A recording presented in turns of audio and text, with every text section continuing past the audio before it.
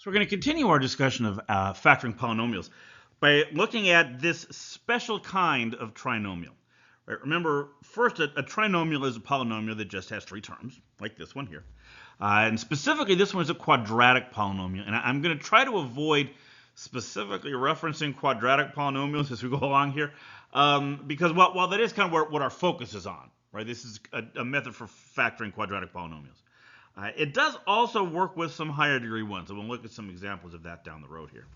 Now, when I say the special kind, what I mean is one where the leading coefficient is 1.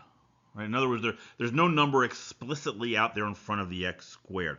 The method I'm going to talk about here only works for this particular kind of polynomial. Right? We're going to look at the case where there's a number out there in the next lecture. As we'll take care of that as well. So here's our method. We're going to start by writing out all the pairs of integers whose product is c, that's the last number, including the negative ones. We're going to find the pair from step 1 whose sum is b, that's the number in front of the x, and those two numbers are going to give us the answer. Right? That's all there is to it. So let's take a look at an example. I want to factor this thing, x squared plus 5x plus 6. So I'm going to start by focusing my attention on the 6. That's the c parameter. I'm going to write out all the pairs of integers that multiply to give me 6. Right? So there's 1 times 6, there's 2 times 3, and you notice I'm trying to be methodical about this, make sure I don't miss one. In my head I'm doing, okay, does 1 go into 6? Yes. Does 2 go into 6? Yes. Does 3 go into 6? And so on until we get to the end. So how do you know when you get to the end? Well, take a look at the next result here. Right? 3 times 2 is 6. Yeah, but I got this one already. The order of the numbers doesn't matter. Right? I've got a 2 and a 3 on my list already. This is my first duplicate. That's how I know I can stop. All right, so I'm going to take this one back out. And we also have to include the negatives. Don't forget. All right, so we also have to include negative 1 and negative 6, and negative 2 and negative 3. Okay, that's step 1. Step 2 says add all of these up. Right, so I'm going to add all 4 of these pairs, and if I do, I get 9, 5, negative 9, and negative 5.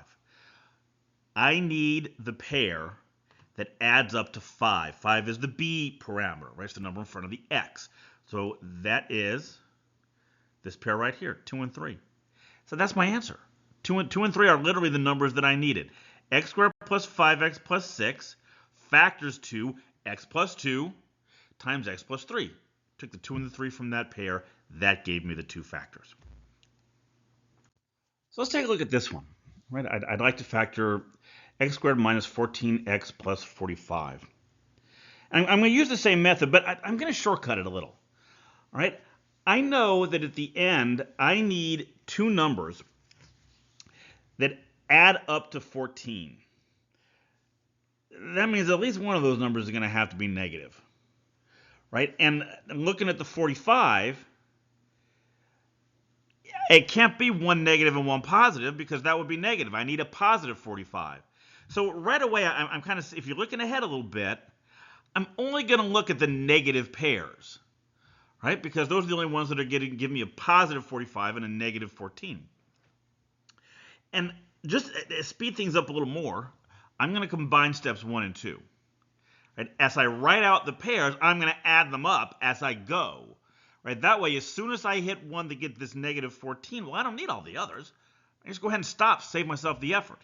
So I'm going to start with negative 1 and negative 45. Those add up to negative 46. Negative 3, negative 15. That's negative 18. Still no good. And in my head, remember, I'm being methodical.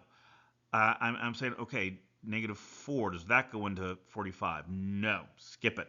Negative 5, does that go into 45? Yes. Negative 5 and negative 9, those two add up to negative 14. That's the pair that I needed, right? Negative 14 is the b parameters, the number in front of the x. So that gives me my factorization. X squared minus 14x plus 45 is equal to x minus 5 times x minus 9, and that's it. I'm done. So I'm looking ahead to the next lecture. We're going to do what I talked about back on the first slide. Right? This method is great right? When there's no explicit term coefficient out there in front of the x squared. In the next lecture, we're going to look at what to do when there is a number out there in front of that term.